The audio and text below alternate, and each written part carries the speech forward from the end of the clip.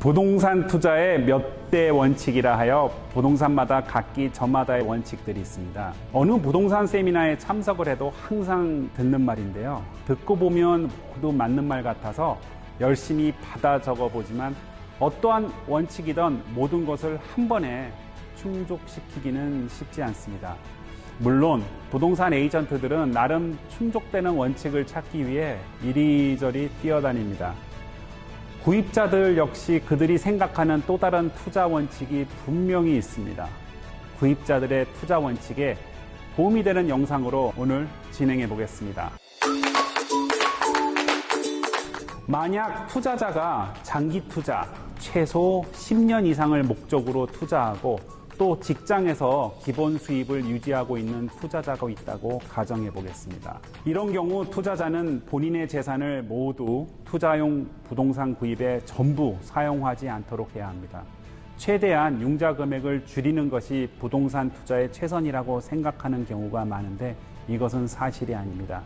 투자자에게 이런 얘기를 하면 말도 안 되는 궤변이라고 생각할 수 있겠지만 일단 일반 융자은행에서 요구하는 최소한의 충족 요건에 맞추는 것만으로도 투자의 기본 요건은 충분하다고 보는 것이 좋습니다.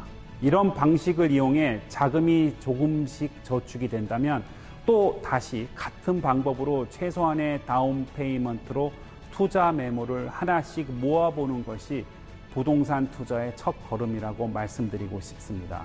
만약 첫 거래 매물 상품이 큰 금액으로 큰 수익을 창출해야 하고 기업 투자가 아닌 경우라면 작은 매물 상품을 여러 개 구입하는 것이 혹시 행여 발생할 수 있는 변수를 피할 수가 있습니다. 부동산 투자에는 항상 예상치 못한 변수가 있기 마련이고 또 그것을 지혜롭게 대처할 수 있는 것도 부동산 투자의 자세이기 때문입니다. 만약 은행 융자를 받아야 하는 경우에는 월 페이먼트는 조금 부담스러울 수 있겠지만 다음 투자를 위해 여유 자금으로 저축해 두었다가 앞으로 있을 수 있는 다른 투자 기회를 노려보는 것도 생각해 볼 수 있습니다.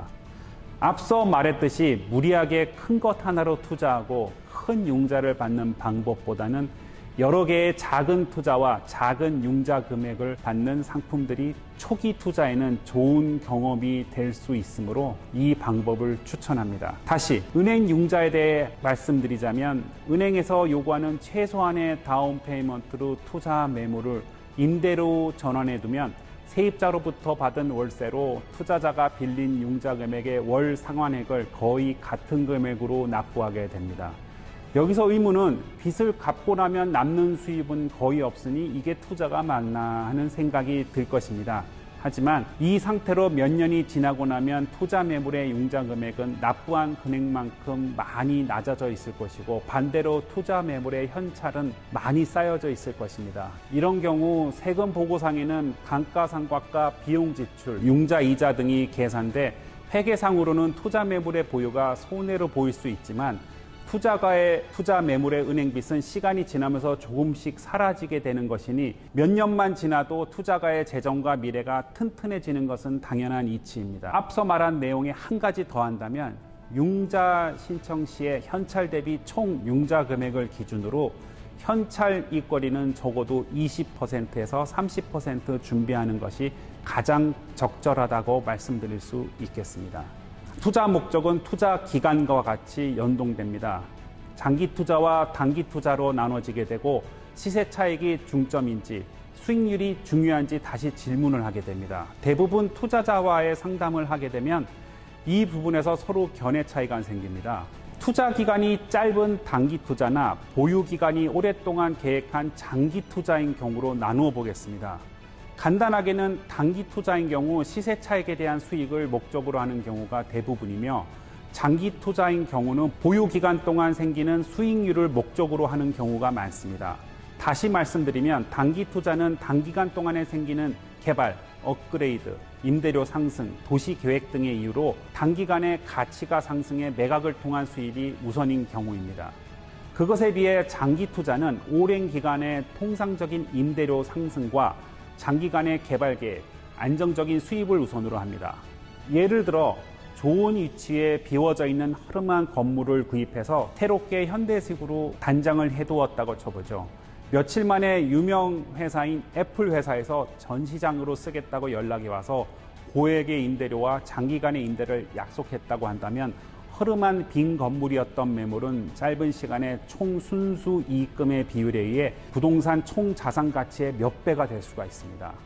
좋은 단기 투자의 한 예를 말씀드렸고요. 다음, 장기 투자의 예를 들어보면 대학교 주변의 도시인 경우 어떨까요? 대학가에는 학생들을 위한 많은 함정들이 주변에 있을 것이고 유흥시설이나 교육 관련 시설들이 진비해 있겠죠. 대학 기숙사가 있긴 하지만 아무래도 지켜야 할 룰도 있고 까다로운 기숙사보다는 자유롭게 자취를 선호하는 경향이 많습니다. 우리도 그랬었잖아요. 그래서 주변 임대 아파트 단지는 늘 학생들로 북적합니다. 여기서 잠깐, 만약 그 임대 아파트를 투자용으로 구입해 학생들이 졸업할 때까지 임대 렌트를 하면 어떨까요? 어차피 학생들은 주거지가 필요할 겁니다. 대학 주변으로 구성된 도시는 큰 인구 밀집이 이루어지지 않을 것이고 법규에 따라 임대료 상승폭은 낮기 때문에 시간이 지나도 시세 가치는 크게 상승하지 않을 것이 분명합니다. 그러나 장기간 학생들의 유입이 있을 것입니다. 장기 투자로 적합한 예였습니다. 이렇게 설명하다 보니 더 많은 예가 떠오르는데요. 다음 영상에서 더 깊이 다뤄보겠습니다. 앞서 말한 설명에 덧붙여 보겠습니다. 시세 차익, 즉 구입 시의 가격보다 미래의 매도 가격이 월등히 큰 곳은 수익률이 낮은 것이 일반적입니다. 대표적인 예로 밀도가 높은 도시 중심, 워싱턴 DC의 조지타운이나 뉴욕의 맨하탄, 샌프란시스코 다운타운이 좋은 예인데요. 거기에 반해 도심지에서 벗어나 외곽으로 가게 되면 매물의 수익률은 가치 대비 상당히 커집니다. 하지만 시간이 지나 매도 시에는 구입 시의 가격 가치보다 큰 차이가 없는 경우가 대부분입니다. 그래서 투자가는 어느 쪽에 더 관심이 있는지 선택을 해야 합니다. 특히 워싱턴 근교, 버지니아, 메릴랜드주의 투자 매물은 495번의 벨트웨이를 기점으로 거리에 따라 시세와 수익률이 크게 달라진다는 것은 이미 확인된 사실입니다. 아마도 지금 영상을 시청하시는 분들도 본인은 어떤 투자를 해야 하는지 막연하실 수 있습니다. 주택, 상업, 공장, 사무실 등의 투자 매물에 관심이 있으시다면 충분한 상담을 통해 투자자의 적성에 어떤 것이 적합한지 또 재정 상태는 가능한지 함께 면밀히 검토해서 알맞는 선택을 하는 것이 좋을 거라 판단됩니다. 말씀드리다 보니 부동산 투자 분석에 대한 더 자세한 이야기를 해야겠다는 생각이 듭니다. 조만간 부동산 투자 분석에 대한 내용도 다뤄보겠습니다. 승경호 부동산이었습니다. 감사합니다.